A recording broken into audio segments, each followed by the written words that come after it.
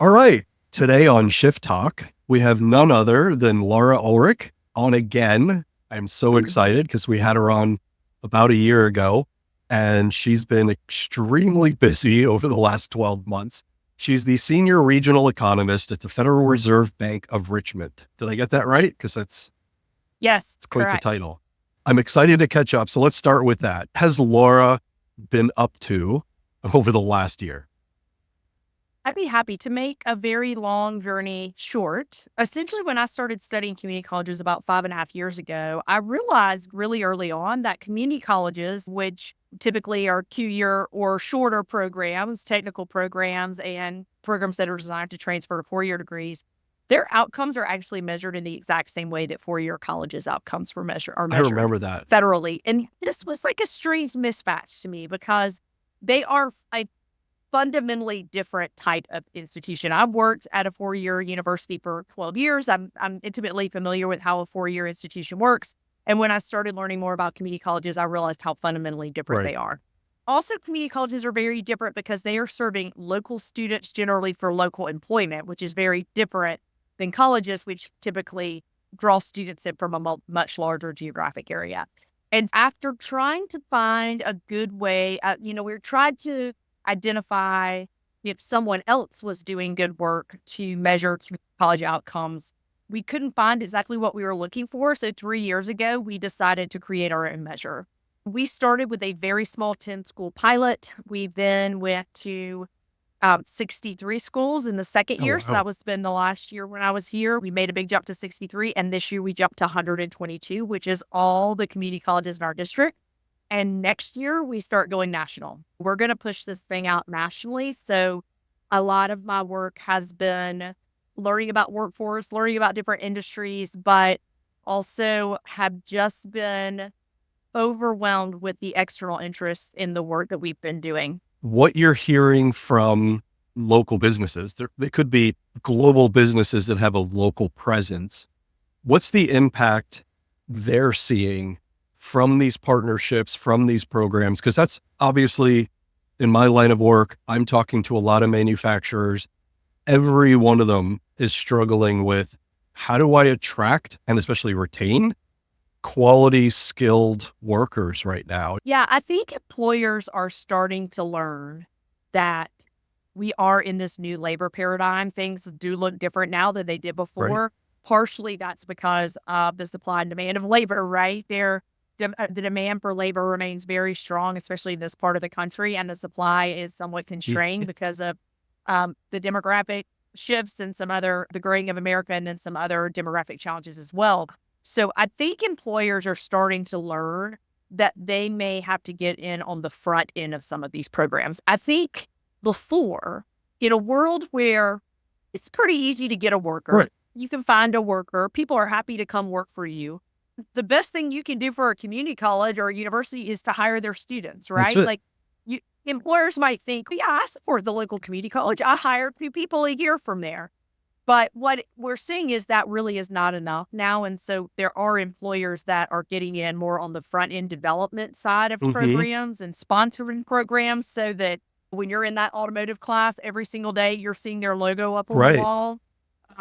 There are hospitals that are, I actually just talked to a community college the other day in Georgia that is moving all of their health sciences programs inside a local Oh, wow. hospital because the local hospital has said, we want them in our building. We want to hire every one of That's them. fantastic. And so yeah, and that's an aggressive move, right? So we're seeing some big changes there.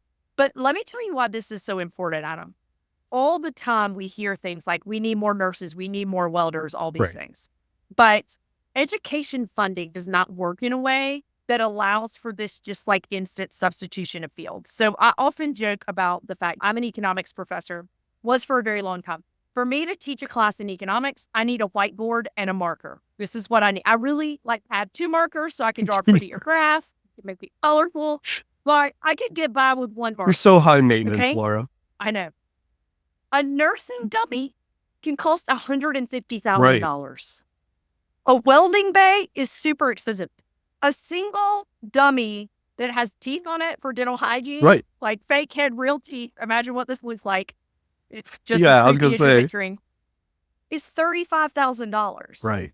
And those colleges get the same amount of money, whether someone is sitting in an economics classroom or a psychology classroom or an English classroom or welding, nursing, I never etc. thought of that. So what we're seeing is student demand is shifting to these higher tech fields and these more in-demand Right. fields. That's happening. There are wait lists in these programs. The demand is shifting. Employer demand is shifting there. But these schools can't be expected To fund to that. just shift all their research. And in North Carolina, and specifically, community colleges are funded in arrears. Let me give you an example. Let's say a community college decided, okay, we are going to double our number of welding bays. And they went out and made that Yeah, I was going to say gazillion-dollar $3 million investment. later. Yeah, they make that investment. It then takes them another year till there really are students in that class. It is going to be 3 years till they get a penny for that program. There's no development funds. Right. So to be able to do that, you have to figure out where to get the money. And so if companies really have a demand for these jobs, and we've seen this, we've seen companies that have said, we do need more truck drivers. We're going to give you one of our older tractor trailers to use. Or we've seen hospitals down at Wayne Community College in Goldsboro, the UNC Wayne has provided some nursing faculty to the community college where they're paying them their hospital wage, but allowing them to teach at the community college. So there are ways for employers to get more involved earlier on to grow the programs to produce the number of students they want. No, it seems, again, one of those challenges where everybody's having to figure it out on their own. There's no national program. There's very little funding at those levels. And it really is up to corporations to step up. And instead of saying the quality of the people that we're getting out of community colleges and up to our standard, I think the point you're making is the way things stand today, if you continue to wait around for the federal government to fund, you're not going to have workers in the next 3 years. And the community colleges in general are just funded at a much lower level than four-year institutions. It's always been that way. But if you think about the types of programs they offer, they're expensive to offer, right? Automotive technology. Think about all these jobs that are coming in the EV space in North Carolina. I don't know if you saw about the big job announcement yesterday, but this was it sodium ion battery factory in Edgefield County. Yes. 1,000 I saw jobs, that. right?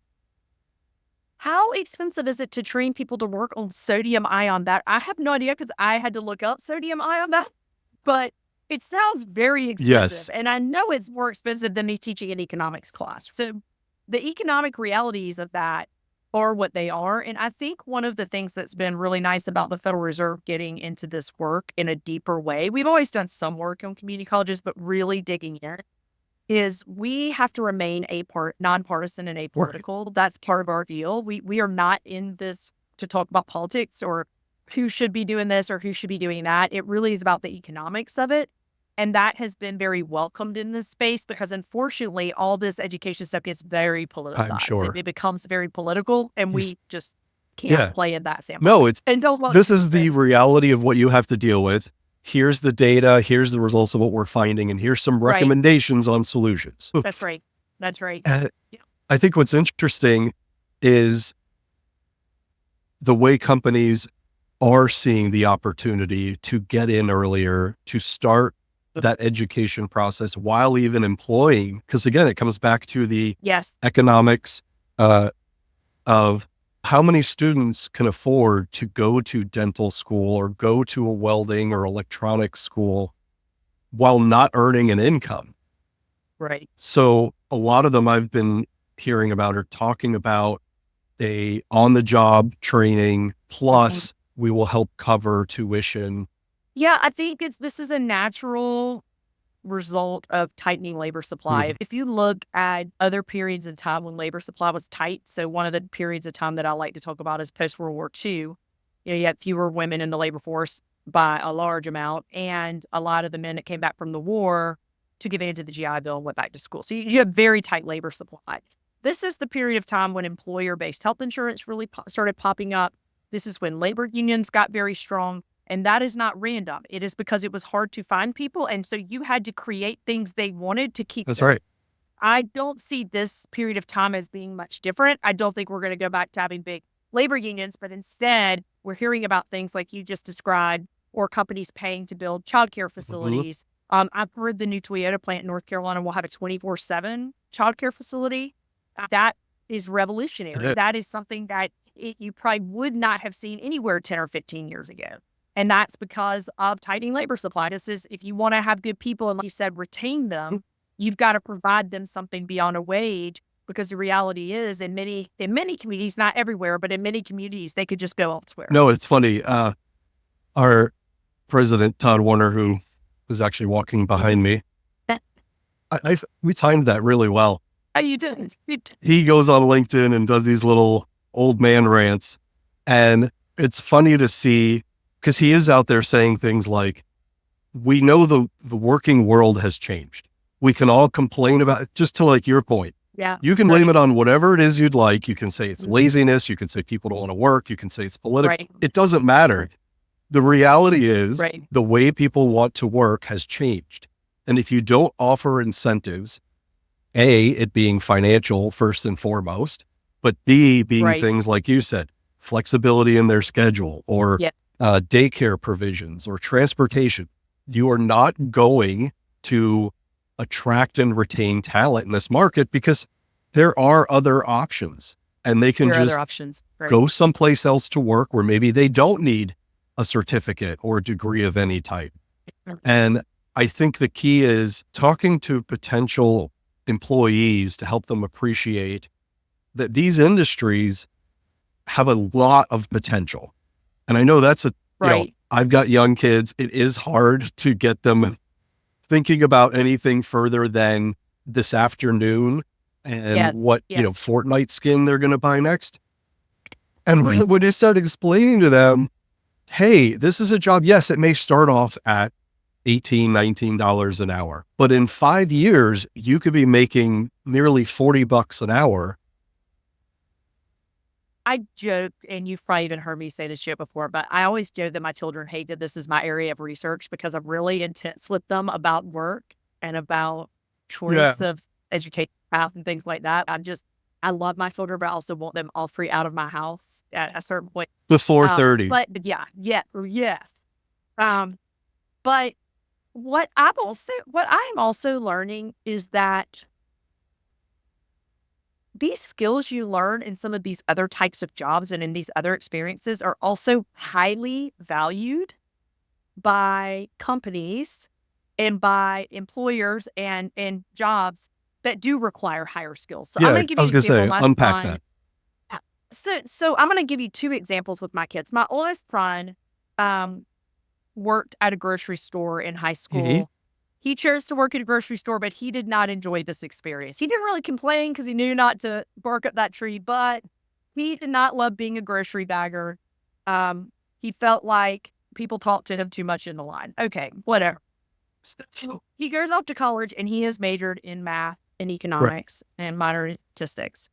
He ended up getting an amazing internship from a company that owns a bunch of grocery stores. And part of what they liked about him was that he understood a grocery store. He understood consumer behavior. Mhm. He understood where things are in a grocery Right. store, maybe a little bit about why.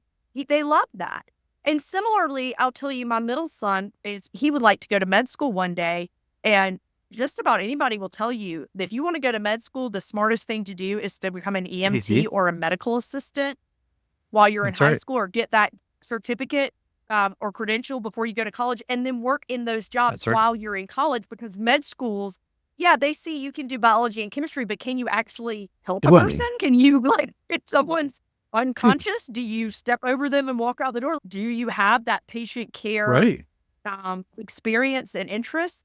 And so my youngest son just went to high school, and I really had to fight with his counselor to get him in a technical program. I asked for him to take Construction 101. He's very good with his Mhm. hands, and that the entree into everything from they have an HVAC program, electrical, all these things. And the advisor said to me, our advanced students don't take those classes. Yeah, it Just just don't get here with this. do you know a plumber makes? I know the check I just had to write. Very to someone to where if anything breaks even a little, we got to call That's right. somebody. Like, neither one of us know how to do anything. I would pretend I Somebody know just how has to be do our it help on. until my wife's like, it's going to cost us more if you attempt it and mess it up. Can we just skip the part where you pretend you know what you're doing? Yes, yes. We don't even draw that in my house. We go straight to the expert.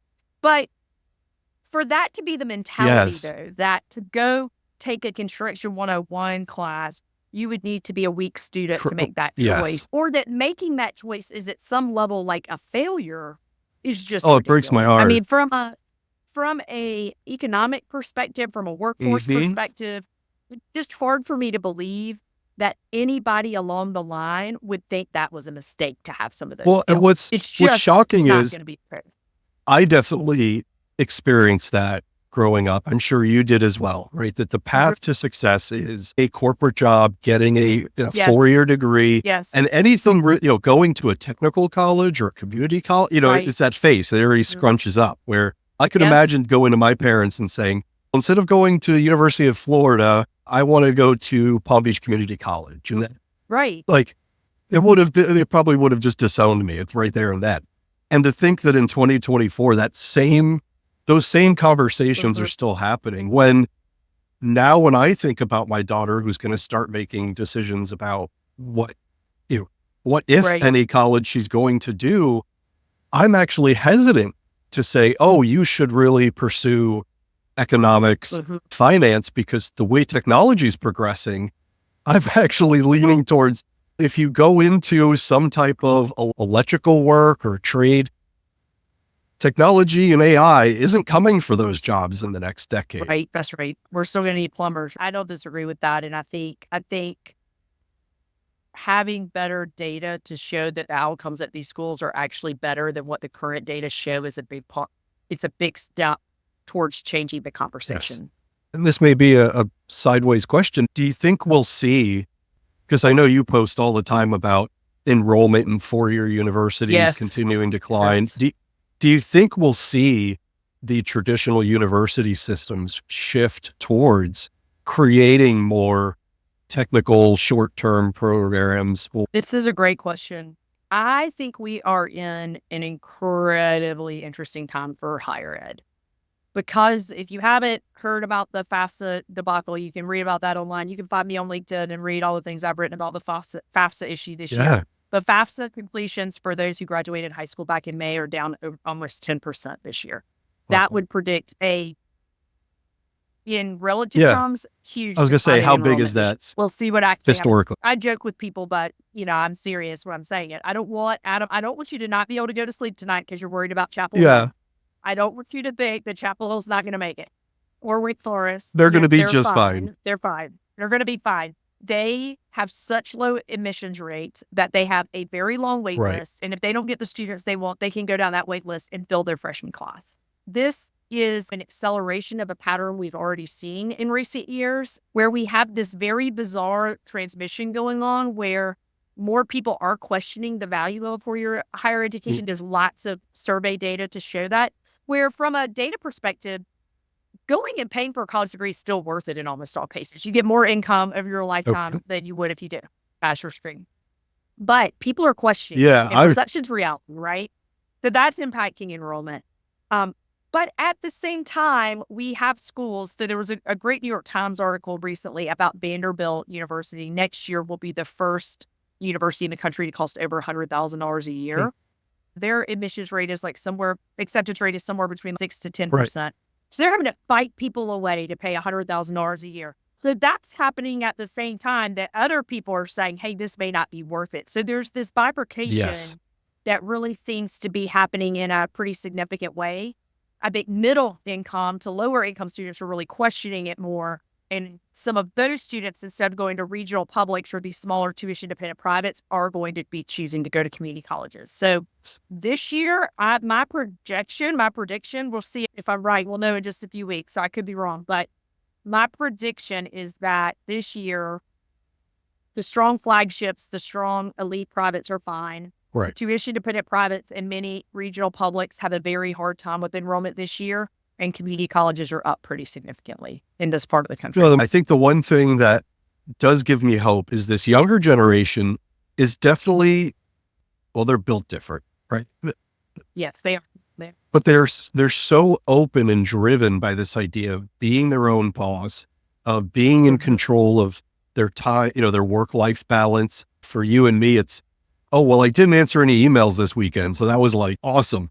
For them, it's, I don't need money for rent today, so I'm not going to go to work. And then if I need to go to work, Right. Those different. it Yes, is. so And, different. but I think that's going to open up pathways to where if they can see that they can make their time more valuable by saying, okay, well, if I get this short-term certification or community college degree in nursing or dental hygiene or welding, I can make $40 to $60 an hour. Then I don't have to put in 70 hours a week. I can only work 30, 35, Right. and I'll be able to pay my rent and do the things I want. And It's funny you say that because yeah, I remember when I worked at the hospital, I was just a couple of years out of college. And so I was salaried. And, at the time I was making, I don't know, probably the equivalent of $20. I was probably making yeah, $40,000 a year. I can't remember. But I remember when I was doing the nursing pay thinking there was a stigma, I think, when I was coming along about having an hourly wage oh job. yeah, Like you wanted a salary job.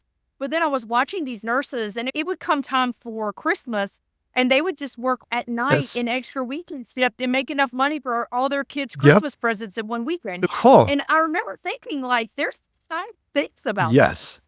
And the weeks I was working 60 hours, I was thinking, God, if I could paid time and a half I for 20 of those, like, that's a pretty sweet deal. So I think some of that stigma is breaking too, right? Where I don't feel like younger people, especially with the gay economy and just how mhm, people are paid differently now, I don't think there's that stigma as much about, oh, you need a salary right. job with traditional benefits. And I think that's changing. Oh, I mean, our entire workforce is that way. And there's some weeks where I see payroll and people are making more than I do. And I'm going, oh, maybe I'm doing something wrong. That sounds pretty nice. Yeah. I really should have rethought this.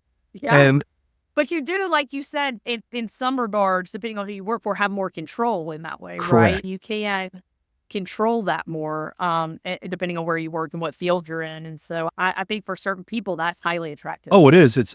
We were talking with Nike. I love the phrase they coined was, yeah, flexibility is the new currency, where instead of, well, we may not be able to pay 25 an hour, we can only pay 19. But if we say, hey, we're going to offer flexibility with this job, now all of a sudden I'll take 19 over 25 if I can Yes. just pick Yeah, and that's choose when right. I work. That's right. So That's I right. I think the next few years, I think you said it really well. Companies are going to need to put aside their feelings about what's happening and why and start addressing, okay, it is happening. And what are we going to do as a business to be able to survive the next few years? It reminds me a little bit of the conversations around climate change that I would have with people in, let's say, the agriculture Yeah. industry. Several years ago, when they started noticing, okay, we're having more rain than we had before, and we're having more of this and more of that, more wind, these weather events. At first, it was like, this is probably just some weird Right. shift. It's just temporary, it'll go back. We've never had this much rain before. So the fact that we had 30-year floods in one year, just random.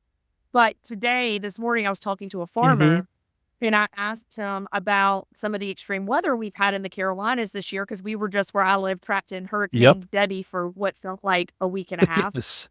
Um, and I said, "Are you making permanent changes because of this?" And he said, "Oh, absolutely. We've now had multiple years where we have 7 less days below Hmm. freezing, temperatures below freezing that we used to have, and the geographic region of where we can grow has changed permanently. And so it's like this viewpoint of what was temporary has been changed to now this is permanent. And years ago, if something like a climate change or something was brought up, it was like very Right. controversial in certain rooms where now I don't feel like it is. People have realized, okay, something is changing. We've got to figure out how to deal with it. We are a flexible species. We've flexed through all sorts of times.